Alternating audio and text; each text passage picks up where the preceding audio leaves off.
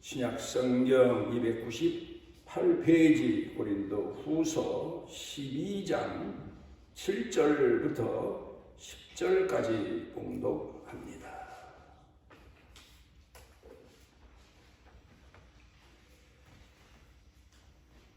고린도 후서 12장 7절부터입니다. 여러 계시를 받은 것이 지극히 크므로 너무 자랑하지 않게 하시려고 내 육체의 가시 곧 사탄의 사자를 주셨으니 이는 나를 쳐서 너무 자만하지 않게 하려 하시니라.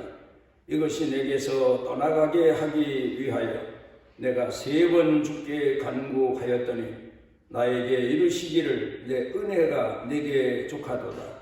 이는 내 능력이 약한 데서 온전하여 짐이라 하신지라. 그러므로 도리어 크게 기뻐함으로 나의 여러 약한 것들에 대하여 자랑하리니 이는 그리스도의 능력이 내게 머물게 하려 함이라. 그러므로 내가 그리스도를 위하여 약한 것들과 능력과 궁핍과 박해와 곤고를 기뻐하노니 이는 내가 약한 그때의 강함이라. 행복론 하게 되면 우리는 철학자 아리스토텔레스를 생각하게 됩니다. 그의 철학의 주 내용이 행복입니다. 인간이 세상에 살면서 존재하는 이유도 행복을 찾기 위해서고 사는 존재의 목적도 행복을 얻기 위해서다. 그래서 인간은 평생토록 행복을 추구하고 그 행복의 목적지를 향하여서 살아가는 것이다. 그렇게 말을 했습니다. 사람이 이렇게 행복의 꿈을 가지고 살지만 진정으로 행복한 순간을 가졌었는지, 진정 그가 원하는 행복을 얻었었는지는 모르지만 어쨌든 인간들의 삶의 이유도 삶의 목적도 행복론에 있다.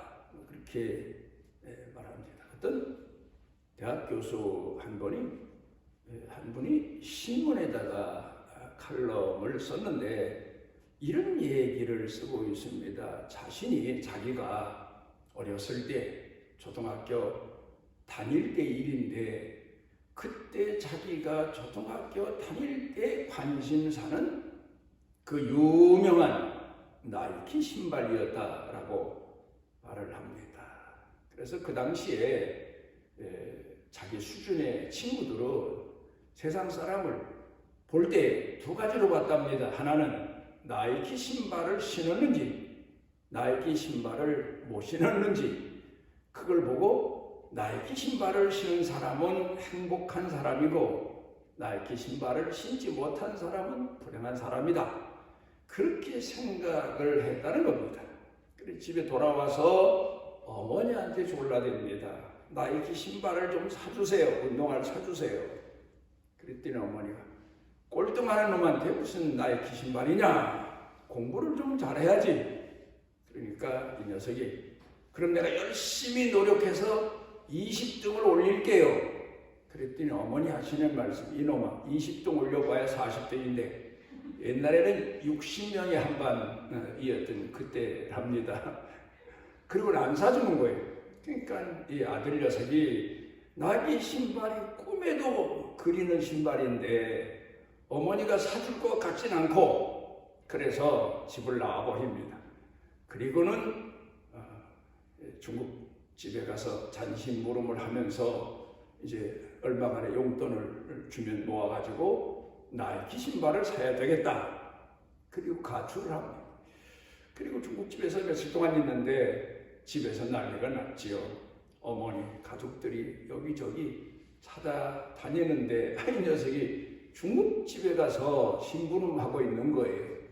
그래 가가지고 찾아서 잘 달래가지고 집에 와서는 그렇게 꿈에도 그리던 나이키 신발을 사준 거예요.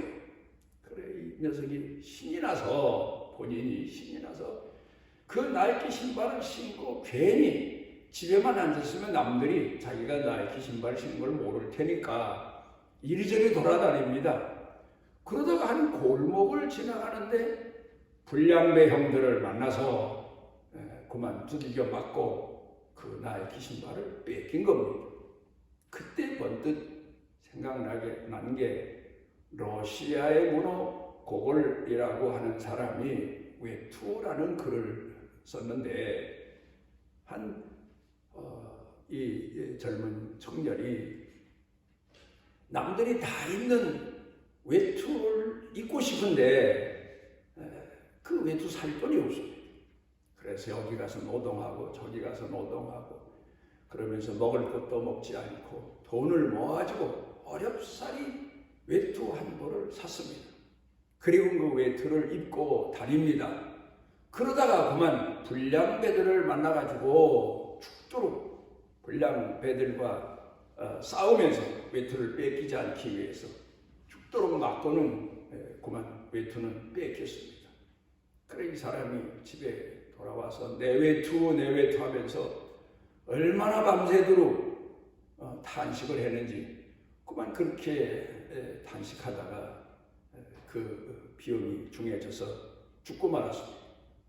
그런데 그 다음에 겨울만 되면 그 사람이 살던 그 숲속 지역에 사람들이 지나갈 때면 날만 어두우면 내 외투 하면서 유령의 소리가 들렸다. 그런 내용인데 본인도 그 나이키 신발을 뺏기고는 내 나이키 신발 몇 날 며칠 몇 달을 그걸 그렇게 그리워하면서 몸에 병이 날 정도로 찾았다는 겁니다. 그런데 이제 세월이 지금 지나서 자기 신발장 문을 열어보면 나이키 신발보다 더 좋은 신발이 그렇게 많이 수북하게 신발장에 넣어져 있는데도 그때처럼 그 행복이 없다. 도대체 사람 사는 곳에 행복이란 뭔가? 그 행복을 얻기 위해서는 어떻게 해야 되나? 행복이라는 게 있기는 있는 건가? 그런 칼럼을 씁니다. 그러면서 우리 사회가 옛날에 먹을 게 부족하고 입을 게 부족하고 신을 게 부족했던 그런 시대에 가졌던 사람들의 마음과 지금 뭐든지 넉넉한 그런 시대를 사는 사람들의 마음의 행복의 차이 뭘까? 과연 현대인들이 그렇게 풍부 속에 사는 현대인들이 옛날 가난할 때 살던 사람들이 생각했던 행복만큼 느끼고 사느냐? 이걸 질문을 던진 겁니다. 행복의 중독자라는 책을 쓴 유명한 작가가 있는데 올리버 버그만이라고 하는 작가인데 이제 그는 이렇게 말합니다. 현대인들은 모두가 다 행복의 중독자다. 행복을 목표로 살고 있다. 그런데 과연 그런 행복이라고 하는 것이 있느냐? 그 책에서 말하고 있는 내용을 보면 행복은 없다. 그렇게 말합니다. 사람이 무엇인가를 추구하다가 그것을 얻으면 얻는 순간은 행복한 것 같은데 그 행복하다 하는 마음이 착각일 뿐이다. 시간이 가면 그때 그 행복이 착각이었구나. 아무것도 아니었구나. 과연 이 땅에는 행복이 있느냐 하는 반문을 하게 된다는 겁니다. 그리고 하는 얘기가 행복이라고 사람들이 느끼는 것은 쾌락의 일시적인 증세일 뿐이다. 인간이 얻어서 좋고 만나서 좋고 가져서 좋고 그저 그때 쾌락적인 기쁨일 뿐이지 진정한 행복은 없다. 그런 책을 썼습니다. 그런데도 사람들은 행복을 추구하고 행복의 중독자가 돼서 사는 것뿐이다. 그렇게 말합니다. 행복에 대해서 보통 사람들이 생각하고 있는 행복의 수준을 네 가지로 구분해서 말하는 내용이 있습니다. 먼저는 동물적인 본능입니다. 사람도 동물과 같은 육체를 가졌기 때문에 배고플 때 무엇인가 먹고 배부르면 행복하고, 또 추울 때 따뜻한 옷을 입으면 행복하고, 또 남들이 가진 집을 내가 샀거나 지어서 살 때 행복한 거고,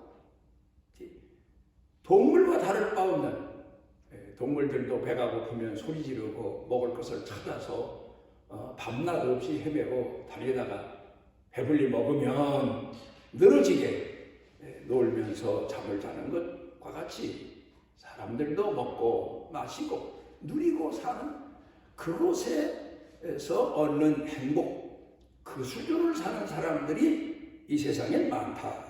두 번째로는 인간적인 행복입니다. 사람에게는 동물과 달리 양심이라는 게 있습니다. 도덕적 기준이라는 게 있습니다. 그래서 남을 위해서 내가 무엇인가 헌신했을 때 얻는 기쁨, 그 수준에서 행복을 소유하고 사는 사람들이 있다. 내가 양심적으로 양심을 지켰다, 살았다, 그런 의미에서 자기 스스로 위안을 얻는 행복감, 이런 행복을 누리고 사는 사람들이 있다. 그 다음에 세 번째로는 철학적인 행복입니다.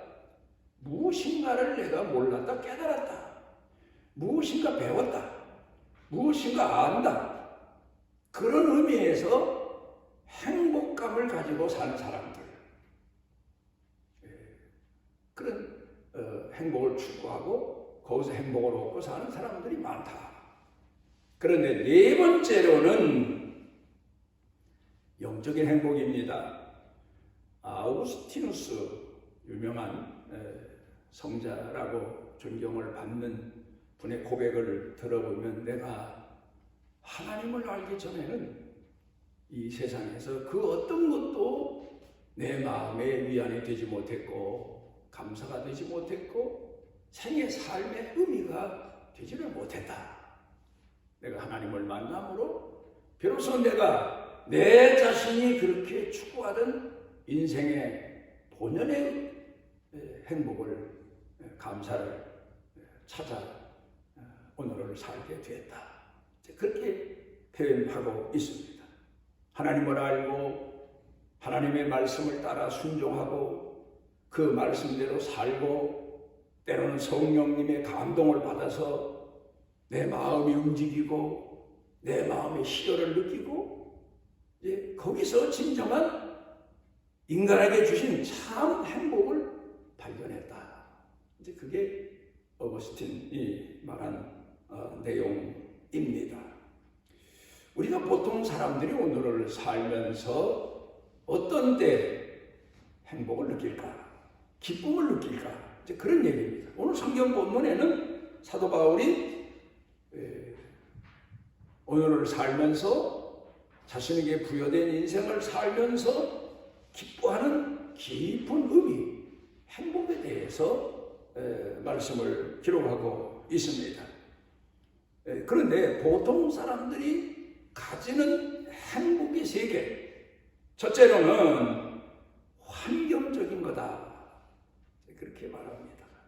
그러니까 내 환경이 나빴다가 좋아집니다. 그런가 하면은 내 환경이 지금 나쁜데 좋은 환경으로 바뀌기를 바라는, 환경만 바뀌면, 내 처지만 바뀌면, 내 지금 형편만 바뀌면 내가 행복할 거다. 그런 행복에 대한 막연한 추측을 하면서 살고 있는 경우가 많다는 겁니다. 둘째로는 다른 사람을 보면서 저 사람 행복할 거다, 나도 저 사람처럼 됐으면, 부러움, 거기서 행복을 추구하고 산다는 겁니다. 난 왜 저 사람만 못할까? 저 사람이 가진 걸 나는 왜 못 가졌을까? 저 사람이 누리는 걸 나는 왜 못 누릴까? 그런 생각 속에서 행복을 추구하게 된다는 겁니다. 그 다음에 셋째로는 스스로 가지는 착각이죠. 착각이라는 말은 절망입니다. 나는 틀렸어. 나는 내 인생을 살면서 행복하기란 틀린 사람이야. 그냥 이 처지대로 사는 거지. 내게 무슨 기쁘고 좋은 날이 있을까? 체념하고 사는 사람. 그런 이야기가 있습니다. 옛날에 동양에도 사람들에 대해서 보다 더 삶의 의미를 이야기한 학자들이 많은데, 중국의 정이라고 하는 그런 학자가 한 유명한 말이 있는데, 그는 이런 얘기를 합니다. 이 세상에는 세 가지 불행이 있다. 행복 말고 불행이다. 그러니까 행복 속에 감추어진 불행이다. 그런 말이죠. 첫째로 초면의 성공입니다. 사람이 너무 일찍 성공합니다. 그러면 본인 자신도 좋고 남들이 보기에도 부럽지만, 그런데 문제는 너무 일찍 성공했기 때문에 사람이 망가지게 되는 거다. 거만하게 되는 거다. 나는 남보다 먼저 성공했다. 나는 잘났다. 나는 뛰어났다. 뭐 다른 말로 말하면 하늘의 복, 땅의 복을 내가 다 가졌다. 어떤 그런 자만심 때문에 초년에 성공한 게 복인 것 같지만 알고 보니까 화더라. 사람이 망가지기 때문에. 그 다음에 두 번째로는 부모 잘 만난 것. 우리가 가끔 TV나 신문 같은 데서 보면 누구누구의 자식, 누구누구의 아들, 누구누구의 딸, 왜 그런 얘기 나옵니까? 못된 짓을 해서. 얼른 생각해 볼 때는 부모 잘 만난 게 인생 살면서 뭐 반복이다, 뭐 그렇게 얘기하는 사람들도 있습니다만은 그게 진정한 복이냐? 그렇지 않다는 거예요. 거기 숨겨진 게 바로 사람 망가지는 것, 게을러지는 것.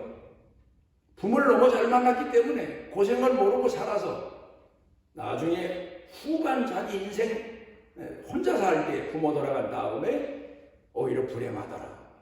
부모 잘 만난 게 복인 것 같아도 사실은 알고 보면 불행이다. 그 인생사를 쭉 지켜본 그런 얘기입니다. 또 하나는 너무 재주가 많은 게 복인 것 같아도 사실 알고 보면 그게 화더라. 무엇인지 다 할 수 있고 모든 재주를 다 가진 것 같은데, 그런데 그것 때문에 사람이 망가지더라. 교만해지더라. 겸손하지 않더라. 다른 사람 처지를 이해 못하더라. 자기만 생각한다.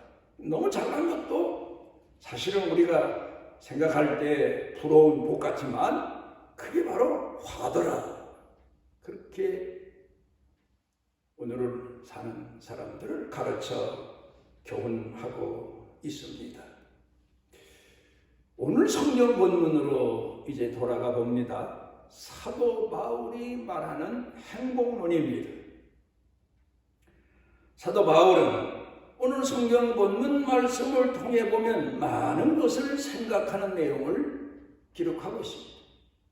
사도 바울은 하나님 앞에 부름받은 사도의 생을 살아가는 사람이지만 세상적으로 세상 사람들이 좋아하고 세상 사람들이 기대며 사는 그런 조건을 하나도 갖지 못했어요. 먼저는 결혼한 가정을 갖지 못했어요. 그러다 보니까 자녀도 없어요.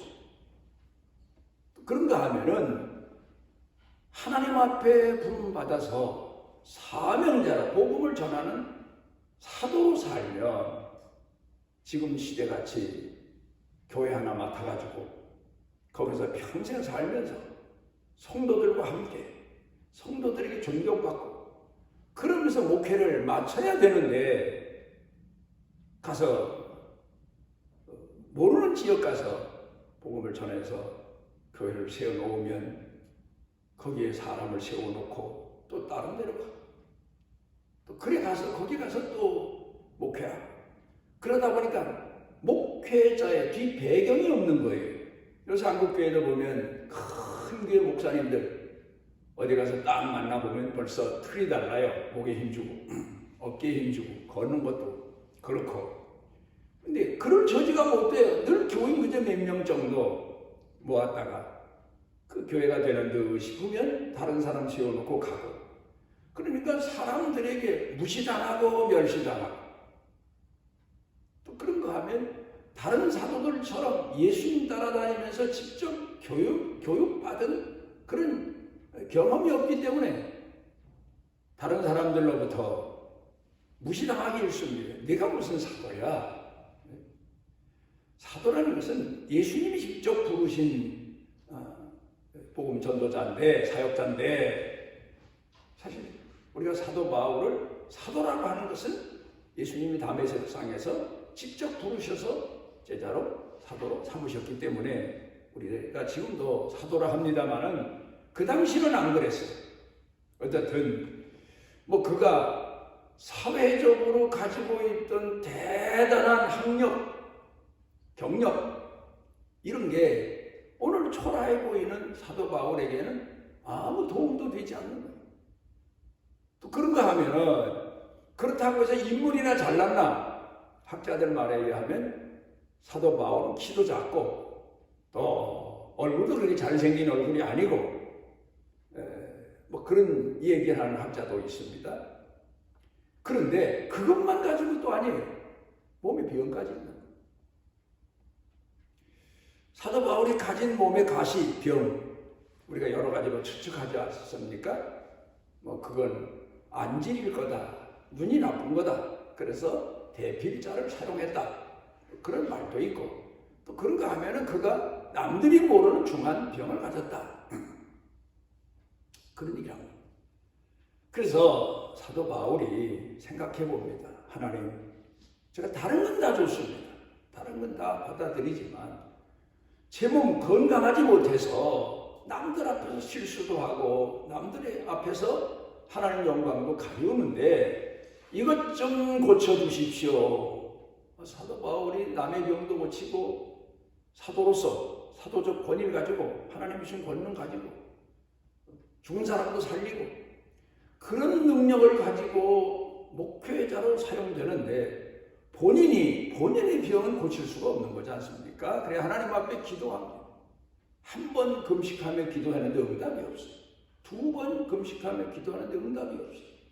세 번 거듭해서 하나님 앞에 매달려 기도했더니 하나님의 응답이 기가 막히게 옵니다. 내 현재로 내 받은 은혜로 족한 줄 알아. 그래 사도 바울이 오늘 성경 본문에서 그 응답을 받은 이후에 웬만한 모르는 사람 같으면 절망하죠. 세 번 목적을 위해서 금식하고 기도했는데 하나님의 응답이 현재로 족한 줄 알고 살아라. 그랬으면 하나님 너무하십니다 하든가 하나님이 내 기도를 안 들어주시는가 보다 하든가 절망할 텐데 아니에요. 사도 바울은 많은 것을 깨닫습니다. 그러니까 사도 바울 오늘 성경 본문에 보면 깨달았기 때문에 이것도 감사하고 저것도 감사하고 자기 자신 존재에 대해서도 감사하고 오늘 사는 이유에 대해서도 감사하고 고난에 대해서도 감사하고 그것 때문에 기뻐하고 감사한다. 우리 그리스도인들이 발견해야 될 아주 깊은 진리입니다. 우리가 하나님 앞에 이를 때마다 이래서 감사하고 저래서 감사하고 때마다 감사하고 그럽니다마는 진정으로 이 감사 때문에 감사한 사람은 감사 예물을 드리고 감사한 마음을 가지고 살기란 쉽지가 않아요. 발견하기 쉽지가 않아요. 물론 어떤 데 보면 목회하면서 참 처분이 어려운 처지에 있습니다. 하나님 시험에 들지 않게 해주십시오. 저런 고난을 겪었습니다. 그러면서 목회자로서 기도하는데 보면 감사의 예물을 드리고 감사하죠. 하나님이 제게 많은 걸 깨닫게 주셨죠. 제게 하나님 주신 게 얼만데요. 그 하나 이런 것과 비교가 안 됩니다. 그렇게 깨닫고 감사하는 사람도 많았는데 오늘 성경 본문 말씀 가운데 보면 더 감사하는 이유가 성경 본문에서 가르쳐주고 그러니까 우리 그리스도인들이 이걸 배워야 됩니다. 사도 바울의 행복론을 배워야 됩니다. 그게 뭔가 하면 하나님께서 나를 너무하신다. 내가 죄인인 걸 아신다. 타락한 것을 아신다. 부패한 것을 아신다. 가끔 보면 저는 죄인입니다. 외식이에요. 그런데 사도 바울은 나는 죄인 중에 죄인 괴수다. 진정한 고백을 하고 있습니다. 마음이 아파서 하는 얘기입니다. 자기가 자기 죄를 깨닫고 너무 마음이 아파서 쓰려서 고백한 내용, 나는 죄인 중에 죄인 괴수다. 참 못된 인간이다. 그 고백을 하고 있어요. 그런데 성경을 보면 이 사람이 정말 겸손한 사람. 나는 겸손하지 못하고 교만한 사람입니다. 그렇게 말하는 사람도 있습니다만은 그것도 자기를 외식적으로 표현한 내용일 뿐입니다. 나는 죄인 중에 죄인, 무지한 죄인, 타락한 죄인, 오라 나는 곤고한 사람이로다. 누가 나를 이 사망에서 건져내랴. 몸부림을 칩니다. 오직 내가 그래서 의지할 분은 예수 그리스도의 보혈의 공로밖에 없다. 내가 뭘 해서 내가 뭐 공로를 세워서 내가 어떤 사람인데 요새 교회에서 보면 이런 거만한 사람들 많아요. 일꾼 중에 몇 번 봉사하고 몇 년 봉사하고 그리고 자기는 하나님 앞에 충성스럽게 쓰여지는 걸로 착각하고 사는 사람들. 물론 인간적으로 그런 분들의 노고가 없다는 건 아니에요. 중요하죠. 그렇지만 본인이 깨닫기는 이런 추하고 이런 패약한 죄인을 하나님이 사용해 주셔서 너무 쓰여진 것만 해도 감사해서 그런 마음으로 살아가는 진정한 신앙 고백이 자기 마음 가운데 있어야 돼요. 몇 번 봉사하고 헌신하고 알아주네 안 알아주네 그런 거만한 생각에 사로잡힌보다는 내가 이런 죄인인데 이런 데 쓰여질 수 있도록 하나님이 쓰셨으니 남들은 모르지만 하나님은 아시지 않습니까? 그러니까 사도 바울 고백은 바로 이겁니다. 요 근간에 우리가 그런 얘기 많이 하죠. 보디가드, 돈 많은 사람들은 자기 신변 보호를 위해서 아주 철저하게 훈련된 이제 그런 사람들을 같이 다니죠. 자기를 보호하기 위해서. 그런데 사도 바울의 고백을 보면은 내 몸에 주신 가시는 나를 겸손하도록 지키게 하기 위해서 하나님이 주신 보디가드다. 내 평생 죽을 때까지 하나님이 내 신앙을 지키기 위해서 겸손의 신앙을 지키기 위해서 무지한 죄인인 것을 깨닫고 하나님 앞에 늘 겸손하게 신앙 고백하고 살도록 내게 주신 가시다. 보디가드다. 어떤 분이 저한테 상담 전화를 하는데 그 인간만 생각하면 가슴이 무겁습니다. 바위덩어리를 가슴에 안고 사는 것 같습니다. 그래서 제가 제 상식으로는요, 제 아는 상식으로 답을 할까요? 예, 답해 주십시오. 시험 안 드시겠습니까? 예, 목사님 말씀인데 제가 왜 시험 듭니까? 그래서 그건 바로 집사님의 신앙을 지키기 위해서 주신 지킴입니다. 보디가드입니다. 보초병입니다. 그렇게 알고 사십시오. 그랬더니 아이고 너무 힘드네요. 깨닫고 나는데도 힘드네요. 이제 그러신 적이 있습니다. 그래요. 가시채를 옆구리에 끼고 사는 사람 얼마나 힘듭니까? 근데 그게 나 실체를 알게 하기 위해서 주신 은혜다 그 말이에요. 오늘 성경 본문에 보면. 그래서 사도 바울이 아하, 내가 교만할까? 내가 왜 이렇게 교만할까? 내가 왜 이렇게 교만할까? 그래서 하나님이 나를 남들보다 더 전도하고, 남들보다 교회 더 많이 세우고, 남들보다 더 열정적으로 충성하고, 그래서 교만해서 못된 인간 될까봐 하나님이 나를 겸손하게 하기 위해서 내게 주신 보디가드다. 사도 바울이 말한 걸 보면 몽학선생이다. 옛날에 부잣집 자녀나 왕의 자손들은 선생 밑에 가서 배우게 합니다. 그럼 그 선생이 바르게 키워야 되니까 왕자라도 왕의 자식이라도 벌을 줍니다. 몽학선생 바르게 지도하고 이끌기 위해서.